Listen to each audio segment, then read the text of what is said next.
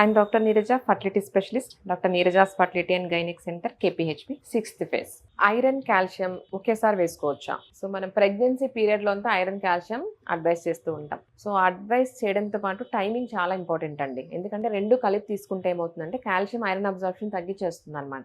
So ఎప్పుడు 2 tablets తీసుకున్న 4 hours గ్యాప్లో ఉండాలి.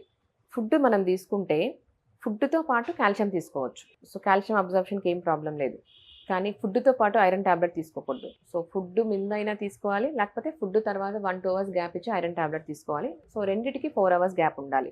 ఎందుకు అంటే సో ఇవి ఒకదానికొకటి అబ్జార్ప్షన్ తగ్గిపోతుంది కాబట్టి గ్యాప్ ఉంచుకోవాలి. ఇంకొకటి మామూలుగా కాల్షియం టాబ్లెట్ యాంటీబయాటిక్స్తో తీసుకోకూడదు అండ్ బీపీ మెడికేషన్స్తో కూడా కంబైన్ చేయకూడదు. ఇది సింగిల్గా తీసుకోవాలి.